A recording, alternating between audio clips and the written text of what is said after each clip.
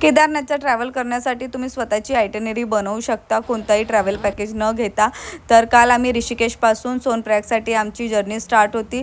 तर सोनप्रयागला न थांबता आम्ही 5 किलोमीटर आधी सीतापूर येतो. तिथे हॉटेल्स वगैरे स्वस्त असतात, तिथे आम्ही थांबलो. मग मॉर्निंगला उठून बघतो तर काय खूप कंटिन्यू पाऊस होता आणि आज दिवसभर पाऊस येणार होता. तरी आम्ही आमची ट्रॅकिंग स्टार्ट केली. आम्ही जादू बनलो सगळेजण.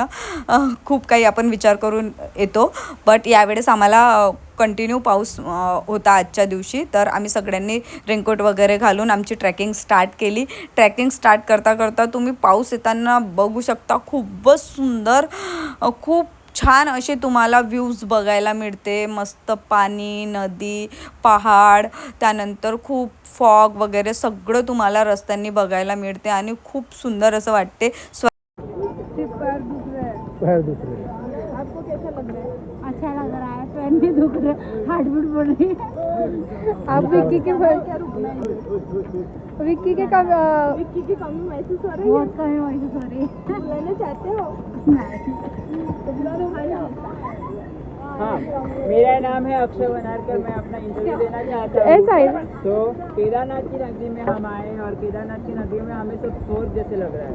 यहाँ पे 10 मिनट में पूरा टेम्परेचर चेंज हो जाता है। और हमारे साथ है बंगला पान, जशी प्राचीपति तशी आमची प्राचीपतली वो भी है, इंचार्ज मैडम मोना धकाते भी है, और चौथे नंबर पे हमारी संगीता बहन जो मोबाइल पे और सोने का काम ही करती है।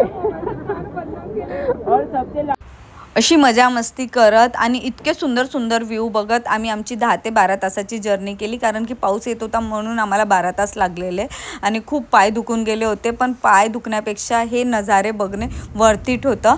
आणि मी सेकंड टाईम केदारनाथ चालली, पण फ्रेंडसोबतच मी आपलं जाणं डिसाईड करते. का बरं डिसाईड करते? खूप जण मला विचारतात तू फॅमिलीसोबत का नाही जात?